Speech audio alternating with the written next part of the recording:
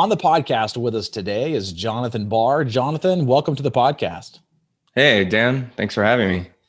Well, looking forward to diving into this acquisition that you had earlier this year called Norman Creek out of the OKC metro area and a submarket there called Norman, Oklahoma. This is 71 units, but you have the potential or the plans to be able to add another unit. So we're going to be at 72 units. So we'll dive into that a little bit during the interview. And I want you to, before we get started diving into this property, this acquisition, I want you to talk to us a little about yourself and your background and kind of where you are right now as far as the multifamily side of things. Yeah, so I'm here in LA, grew up in LA, been in a family real estate business basically since I was born. My daycare was basically my mom's office. So, and so the last 10 years I've been in the flip business after the last recession, where we were involved in about 400 deals. We made about 22 million in profits, about a 38% yearly return on those deals. And in November, I bought my first larger multifamily in Kansas City. And then we just closed in September on this Norman Creek deal in Oklahoma City. And we're kind of looking to build that up and continue that going. Sounds like a great solid background. And so that kind of gets us right into this particular deal here. So let's, without further ado, dive into this one and tell us, where did you find and source this deal? So originally we were looking in Kansas City, but we couldn't really find anything in that 50 plus range that made sense. A lot of other California people are going there and bidding stuff up way too high for things to make sense. So we opened it up a few hundred miles. And my brother, who's my partner, reached out to the property manager that's managing this for us now, and kind of approach it more like if they've come across any deals, anything that looks interesting. And they happen to be an owner operator as well. So this was a deal that they were interested in. And there was also another deal that the seller wanted to sell as well. So we bought this with our property manager as a package deal. But another part of that story was my brother also reached out to the broker that had control over this, but she didn't want to work with us. But the property manager kind of vouched for us to give us credibility for that broker to work with us on the deal. So that's kind of how we found it and made it happen. So we talk quite a bit about, property management companies and, joining and partnering with on these types of properties. Talk to us about how you actually structured that and how you set that up when you're actually partnering with the property management company to acquire this asset. So we didn't actually partner on this asset. Okay. He bought the other asset from the same seller, and we bought this other asset from that same seller. So it was separate purchases, but we did them at the same time as a package because the seller wanted to sell them at the same time. But we didn't actually partner on the deal. We just separately bought different assets from the same seller. Okay. Well, that's actually good news, because I was going to start to dive down that road and drill you on that one, Jonathan. Yeah. Well, tell us, on this one, did that property management company, are they now managing this asset as well? They are.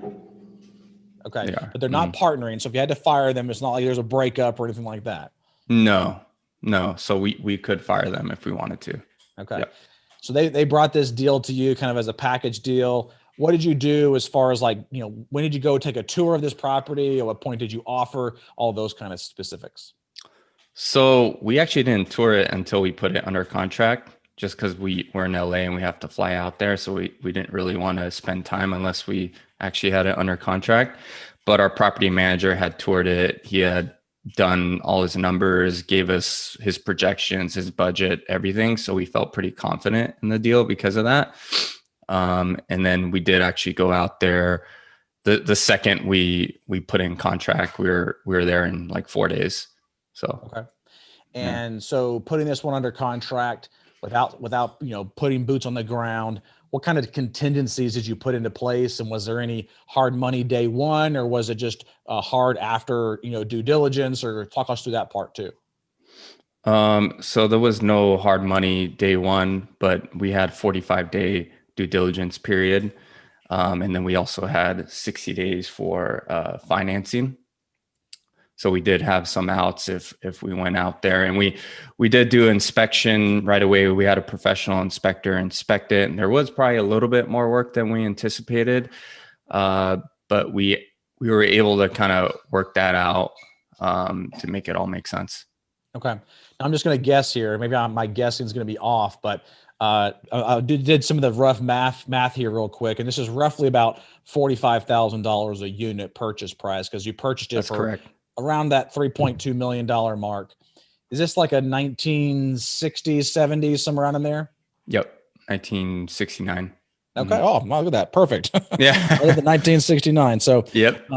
talk to us a little bit about the area around this particular property. What would you classify the area? I'm assuming this is probably a kind of a middle of the road Class C property that has some value add potential to it, but talk to us about the area surrounding it as well. So it's in a kind of a B- area. It's 3 miles within the University of Oklahoma, but we don't have students at this property. But what I liked about it is it has, like Starbucks, Target, Panera Bread, what else? A lot of those different retailers that are good places where attract good people to, that you could walk to from this property. Little funny anecdote. Every property that we seem to like seems to be next to Panera Bread. So whenever I see a Panera Bread, I take that as a good sign. Yeah, that's actually a good thing. So what was kind of the median household income around this property? Around 150,000. 150,000. Wow. No, medium income. Sorry, I thought you said medium price on the house. Medium income's probably about 55,000. That's pretty high for a B- area. 55,000 around there. Okay. Yeah. Okay. So 55,000. What were the average rents upon acquisition on this one? 626 average across the board. What was the unit mix? It is about 12 studios, 25 one bedrooms, and about, is that 42 beds, somewhere around there? Mm-hmm. 30 some. So yeah, 30 some 2 beds. Okay. Any threes? No threes. Okay. So you got a good mix of your 3 beds, your 1 mostly bed, 2 bedrooms, studios, which I like. Even though right now during COVID, 1 bedroom seem to be doing better. Sure. So talk to us about this extra unit that you're thinking about adding. Is that like the on-site that you're planning on doing off-site management on? So there used to be a pool at the property, and so they had like a pool room area with a sauna. So the sauna is turning into the new bathroom, and the other pool room area is going to be the studio unit. So we're going to get another $650 a month for that unit, which is huge. Okay. The whole grand scheme of that. And we didn't pitch it originally to our investors with that in mind. So that was kind of just an added bonus as well. So what's the plan for renovations on this property? So that's the cool thing about this deal is we're not doing much of the property. It's more an expense reduction deal. So we're reducing expenses by 25% by reducing marketing, payroll, because our manager has 2 complexes around the corner. So we're able to share staff a little bit that way. Insurance and a couple other miscellaneous things, but it adds up to about 112,000 in year 1 alone. But then on the outside, we did do some like drainage stuff, some landscaping. If you behind me, right, if you see in the picture behind me, there's the AC condensers that are right in the front. They're pretty ugly, so we're covering them with a like wooden cover to give it some better curb appeal. We actually changed the name and signage, so we're doing that. And then we just put money aside for some repairs, AC work, that kind of stuff. So the budget for CapEx stuff was only 150,000. And the what was the occupancy, the physical occupancy on this property? That was another thing that we liked about the property. It was at 97% occupancy. 97%. Yep. And what was the economic occupancy? Probably around 92%. So still pretty good. Yeah. And what kind of impact did this property see with COVID-19? We do have, and especially now changing management and being a little more strict on people, we've seen a few issues with a few people, and because of the CDC eviction moratorium, and that, like, the letter that they give, we got a couple of those from a couple people, and we've had to do a few evictions for people that either didn't give us a good reason or didn't give us that letter and just were not responding to us at all. So definitely a little bit more of an issue than I thought we were going to have, but nothing scary at the end of the day. So the prior owner had full-time staff on the property. Is that correct? That's correct. And how many full-time people did they have on the property?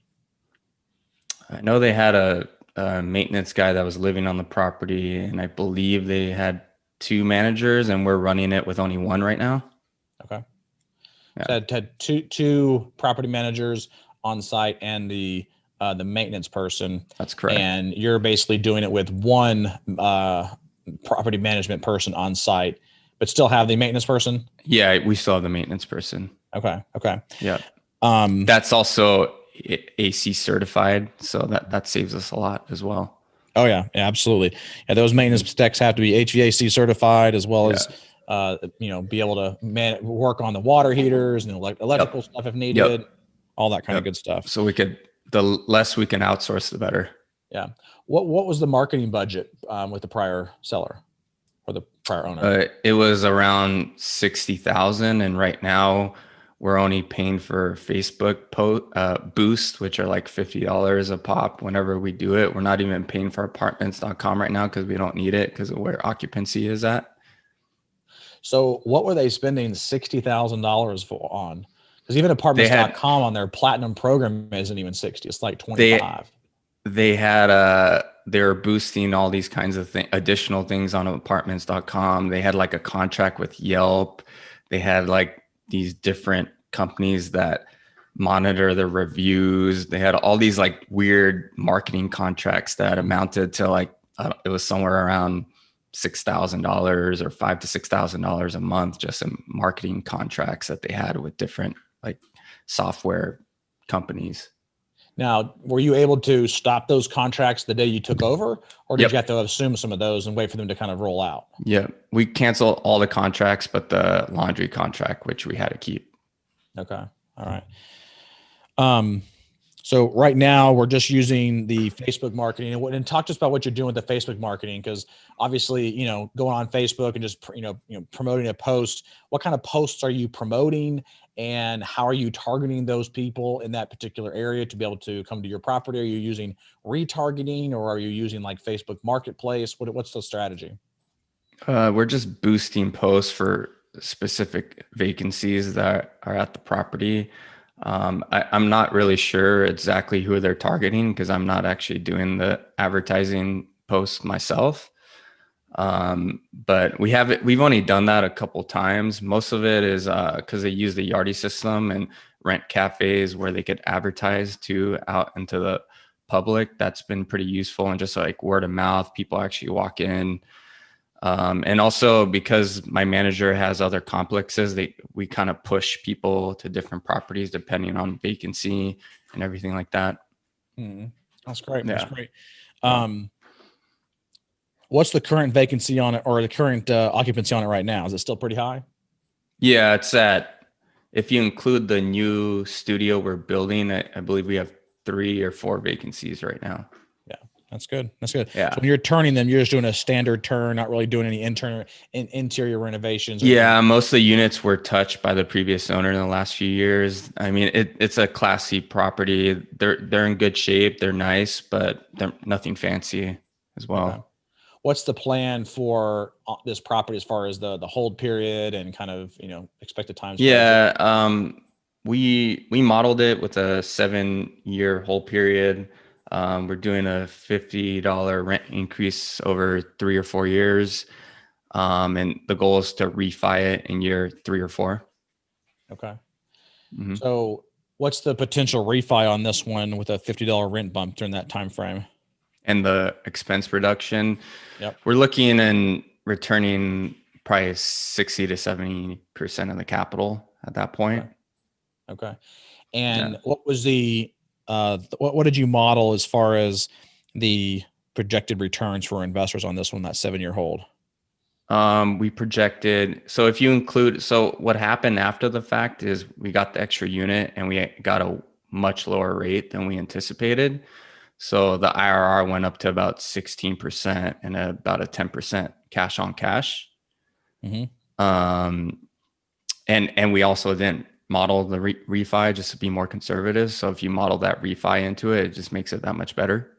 And so what is it with the refi?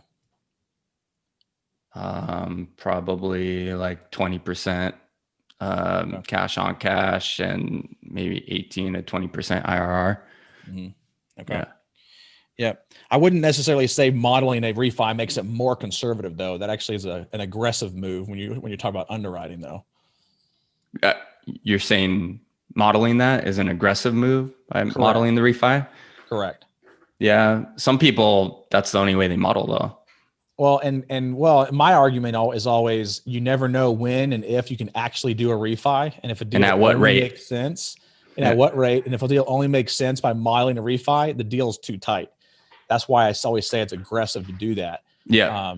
But in your situation, you kind of did both, right? You modeled it without the refi, had a 16% IRR, 10% cash on cash, and which is solid. The refi, then it's just kind of icing on the cake. Yeah, it's icing on the cake, and then you don't know how exactly it's going to perform too, so it's hard to take that into account. It is. Yeah. That's why I say it's aggressive, because you never know. Maybe you can't reduce 120,000 expenses. Maybe you only could do it to 100,000 or 80,000, and you're modeling in a refi based on what you can do, what you haven't done yet, and then we get into speculation. You might as well go into the equities market and start investing in Tesla and Amazon and stuff like that. Yeah. So far, the good thing is we're doing better than expected on expenses. So we're even reducing more than we thought. Well, I tell you, if finding expenses like that is just absolutely crazy. So kudos to you for finding that kind of error in expense reduction, or not, and somebody overpaying for expenses. So that's great. So talk to me about the due diligence process. Did you find anything or did anything come up during the due diligence process that might be interesting to talk about? That the creek behind the property made this building be in a flood zone, and I didn't realize that till we're halfway through the deal. So we ended up having additional flood insurance costs that we didn't know we were going to have. So what I learned from that is, if there's because it's a tiny creek behind it, and I just didn't even think it was an issue. So if you ever have any body of water close to the property, just check to see if it's in a flood zone, because it may be, even if it doesn't seem like it is. Yeah. And when you say creek, like what kind of size of creek is it? It's like a small running creek, or is it like a dry creek that it's like a flood runoff creek that right now it's dry, but I'm sure when it rains, it can get pretty full, kind of thing. Yeah. Had they had any, loss claims or anything like that on the insurance from flood? They had a fire on 2 of the units, so there was a loss run for that, but nothing to do with flood. And I talked to our neighbor too. He's like, he's owned it for 10 years. He's never had an issue with the creek. He did say it does get pretty full, but he's never had it get to a point where it could affect the structures in any way. Okay. How did you end up financing this deal? It was a bank loan. A local bank? No, a national bank, a Bank of the West. Okay. And what kind of rates did you get in terms and things like that? 2.5%, 30-year AM. There wasn't it's kind of a yield maintenance, but it wasn't a prepayment penalty per se. And what was the fixed term of that? Was it 5 years, 10 years? 5 years. 5 years. Was a 5-year balloon there? Yeah. So we're hoping that we could refi before that period. Did they allow for some of the CapEx to be paid from the loan as well, or is that something you had to raise outside? No, we raised it, but it was only $150,000, so we felt okay doing that. If it was a larger amount, we would have maybe gone with a different financing option. Sure. Okay.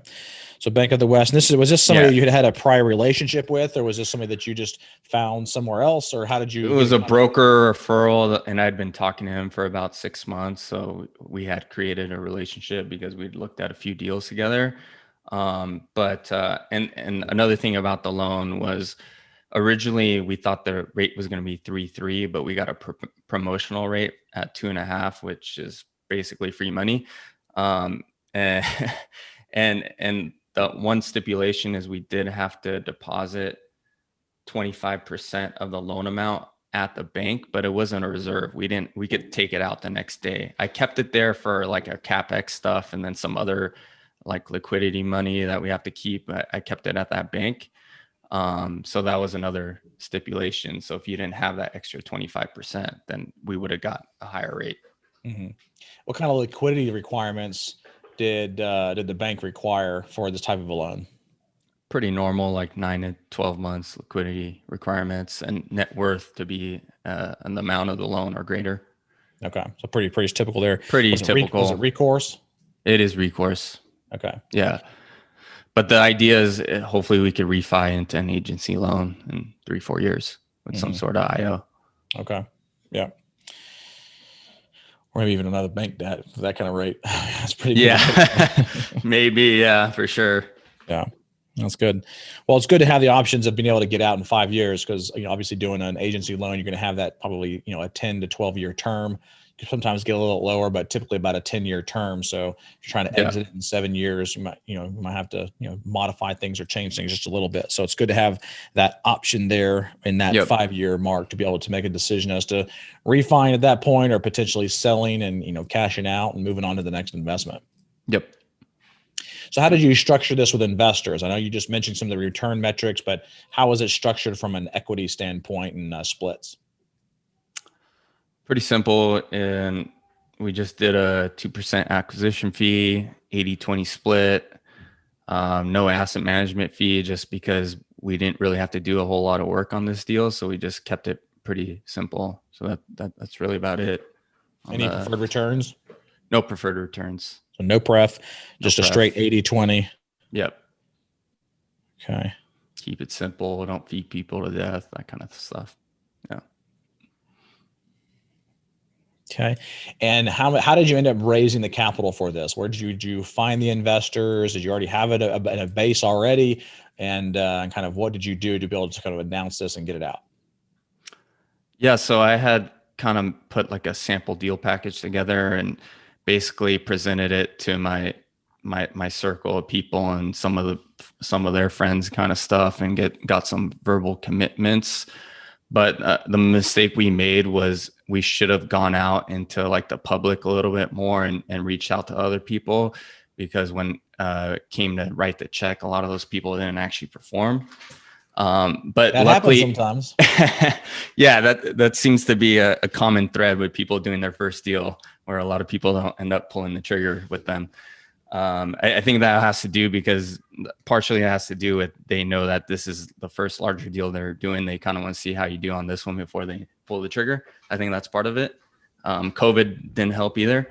But we went into the deal because I sold a property in 1031 into this, and my brother sold the property and brought some money over from this, and we had some other money on the side, so we knew we could do it ourselves.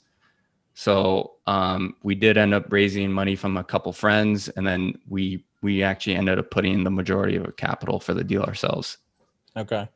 And so was this a 506 Charlie or Bravo? Bravo. Okay. And so when you went out with it with some of your kind of family and friends, things like that, you got some of these verbal commitments. They didn't follow through for various reasons. Everybody has their own different excuses that they come up with for inability to be able to fund. You guys kind of already had that kind of backup plan in place because you could go in there and fund it if for some reason a couple of these investors backed out. Exactly. I think part of the issue too is a lot of our people are California people, and getting them over the hump of investing out of state and in Oklahoma has taken a little bit of convincing and a little bit of like getting them comfortable with the idea of that. Mm-hmm. Yeah. One of the, we actually did a demographic study on our investors earlier this year, and the number one state that actually we actually receive passive investments from is the state of California. So there's a lot of people in California that, have funds to be able to invest. And then once they get comfortable with that idea of investing out of state and not actually going to the property and things like that and trusting you, it can actually be a very good thing. So it's a good thing that you're in that area. Most of our money comes from the San Jose area. We do have some in LA and San Diego and Sacramento and all up and down the state, but a large majority of it is actually out of that San Jose area, the kind of the Bay Area. Yeah, and it helps that I'm here, that they could come talk to me in person if they really wanted to. But yeah, it is a challenge to just get them over that hump. But once they get over that hump, they'll keep going. Yep. I mean, and I had to go through that too. It took me probably 2-3 years to finally go out of LA and actually invest in other places. Yeah, but it's that law of the first deal, right? Yeah. Or that law of the first investment out of state. Yeah. Exactly. It works both ways, doesn't it? Yeah. Well, can you think of anything else that maybe might have been like an issue or, good or bad, or anything that came up throughout the entire process that maybe we have not touched on yet that might be good to talk about?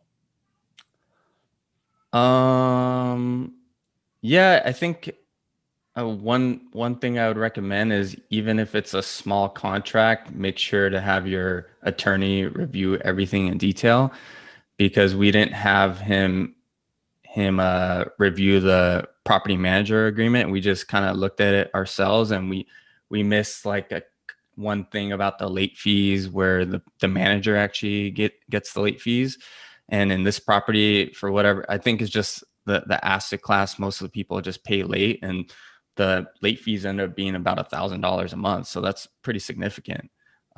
We ended up talking to our manager and having them change that, because he knows that we're going to do more business with them, and it was okay. But I think if we would have had the attorney putting another eye on that contract, that wouldn't have been missed and would have been taken care of from the get-go. But there's all kinds of other things that could have been in that contract that could have gone against us, that we should have had them looking at that and had a discussion and all that kind of stuff. But we were just kind of, I think when you're in you're kind of getting your escrow done, you're signing all kinds of contracts, trying to get all these things through.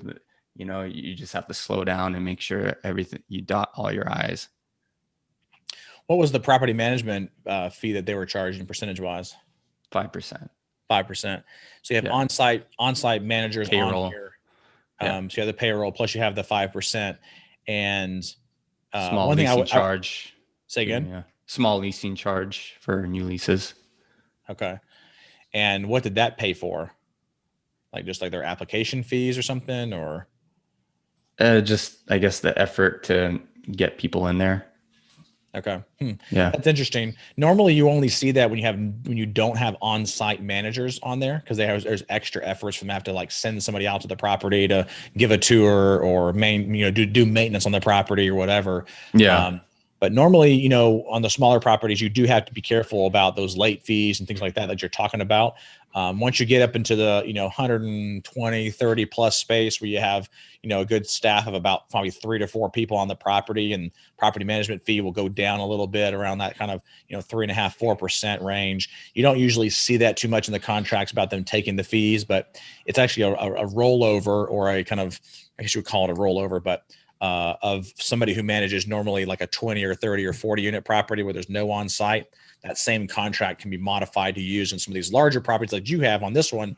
And if you don't watch it carefully, they can kind of sneak those things in there and siphon off some of the cash, because that's pretty significant on a property like this to have $12,000 a year in cash just being taken off the property because of the late fees. Yeah. Yeah. But we got that fixed. So yeah. Oh, that's great. That's great. Especially because you have that relationship with them, right? And exactly. Continue to build that relationship and do more deals together. Oh yeah, like the relationship with our property manager is huge. He's our age. He's growing his business. We're trying to grow our business. When we were in Oklahoma, we went out to dinner. We had drinks. Like, we had a good time. We get along. Like, it's great. Yeah. It's fun.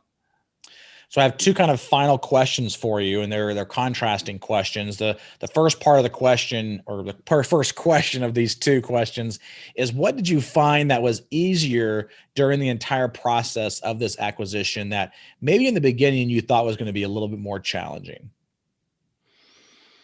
I think because on my previous deal in Kansas City, I did a CMBS loan, and that loan was pretty challenging because of all the reports and all the requirements, and you have your attorney look over the documents, they have their attorney look over the documents, and you have to pay for their attorney, which ends up amounting to like $25,000 in fees and all that, and just attorney's fees. And on that deal, I got feed to death on that loan, and it was just a grueling process.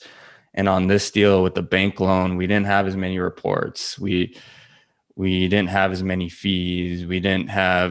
There wasn't as many questions. It was pretty easy going. So coming from that place to this place was a lot easier. And I came expecting the worst and got a really good result. Good. And then the last question here is, what did you find was harder than originally expected, and that maybe you thought was going to be a little bit easier? Yeah, I think we touched on that earlier with the capital raise for sure. And that just seems to be common across the board for people doing their first raise.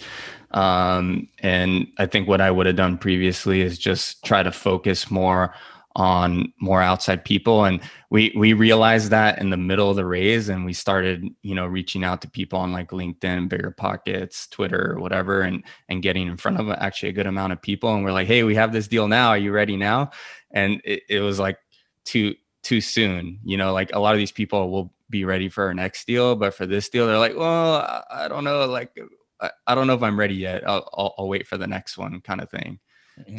So just expanding your network as soon as possible, and don't wait, and don't think that even if you have like 2 rich uncles and 2 rich friends that can do the deal, it doesn't mean they're going to pull through. You got to look to other people.